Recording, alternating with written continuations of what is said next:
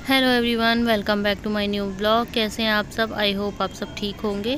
तो सुबह का टाइम है और सुबह का डेली का वही रूटीन होता है जो सुबह सुबह काम करने होते हैं वो करके मैं आ जाती हूँ किचन में। तो सुबह में सबसे पहले उठकर मैंने ली थी थायराइड की टैबलेट और उसके बाद मैंने लिया था 1 गिलास गर्म पानी, क्योंकि गला बहुत ज़्यादा ख़राब हो रहा है। आपको लग भी रहा होगा शायद आवाज़ से, क्योंकि आवाज़ भी बहुत ज़्यादा बदल गई है। तो यहाँ पर मैंने पानी पीने के बाद आ गई थी किचन में। तो सबसे पहले मैंने भिंडी काटी थी और सुबह सुबह ही काटी है। आज मैंने रात को काट के नहीं रखी थी, वैसे मैं रात को काट के रख लेती हूँ, लेकिन याद नहीं रहा था रात को। उसके बाद अब सुबह में मैंने काटा जल्दी जल्दी और उसके बाद मैंने सब्ज़ी बना दी थी भिंडी की।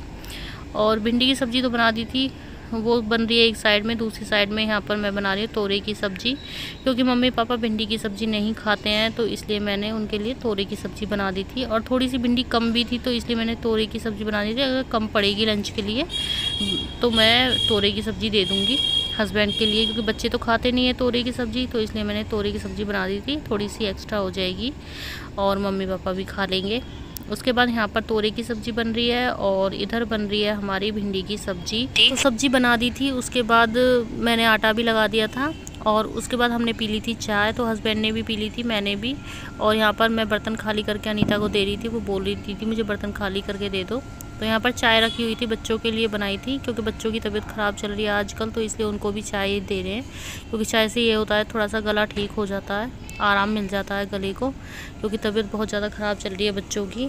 तो यहाँ पर मैंने चाय को छान कर रख दिया है। इसके बाद दूध भी आया हुआ रखा था, तो उसको भी मैं खाली करके भगोने में छान दूँगी। और साथ के साथ ही मैं दूध को भी गर्म होने के लिए रख दूँगी, क्योंकि जब तक मैं रोटियां बनाऊँगी जब तक दूध भी गर्म हो जाएगा। ज़्यादा तो नहीं था, थोड़ा सा दूध था, तो जल्द साथ के साथ ही गर्म कर दूँगी उसको भी। तो यहाँ पर मैं बना रही हूँ रोटी, क्योंकि हस्बैंड जाएंगे लंच लेकर और जिया जी जाएंगे, तो साथ के साथ ही मैं उन दोनों के लिए रोटी बना दूँगी।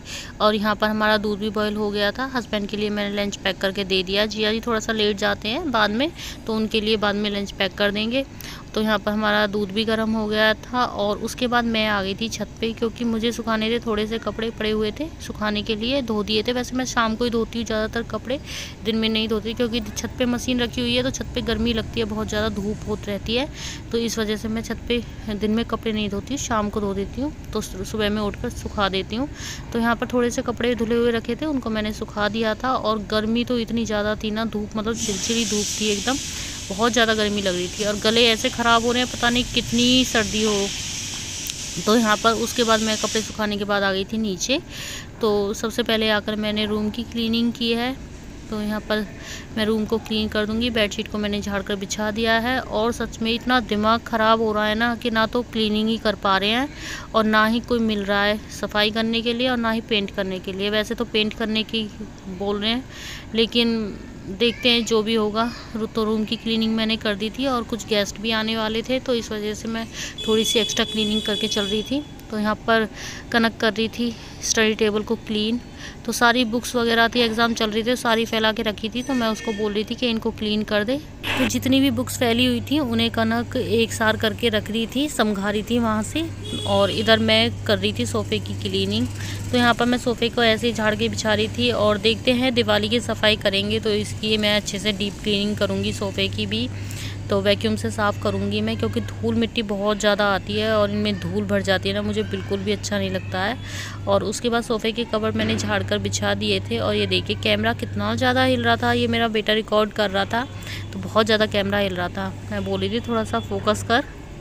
तो यहाँ पर मैं डस्टिंग कर रही हूँ अब। और सूखे कपड़े से पहले झाड़ दिया था, उसके बाद मैंने गीले कपड़े से किया है। मैंने कोई कॉलिन वगैरह कुछ भी यूज़ नहीं किया था।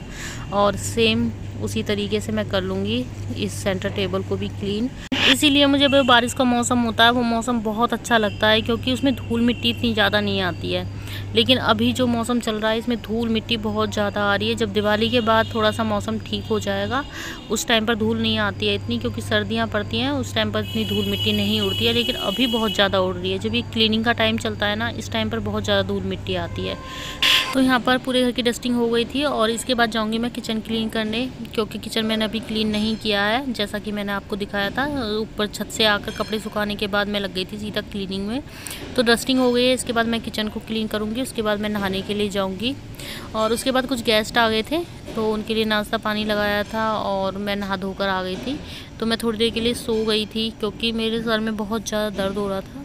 और अभी शाम का टाइम है, शाम के अभी 6 बजे हैं। तो मैं कपड़े फ़ोल्ड करने में लग गई थी क्योंकि कपड़े पड़े हुए थे 2 दिन से। और देखते हैं, क्योंकि पेंट वाले को बुलाया पापा जी ने, तो देखते हैं कब तक आता है। अभी तो आ नहीं रहे हैं, पता नहीं कोई भी नहीं मिल पा रहा है। तो देखते हैं जब तक पेंट होगा। तो मैं सोच रही हूँ कि ये कपड़े मैं फ़ोल्ड करके रख दूँ उससे पहले, क्योंकि फिर बाद में बहुत ज़्यादा फैलावा फैलता है। जब पेंट वगैरह होता है तो घर में काम चलता है, क्योंकि हस्बैंड ने मना कर दिया है कि डीप क्लीनिंग मत करना, या तो किसी को क्लीनिंग के लिए बुला लेंगे। और पापा जी ने बोला कि नहीं, पेंट ही हो जाएगा इतने में, तो जितने में कोई क्लीनिंग के लिए आएगा।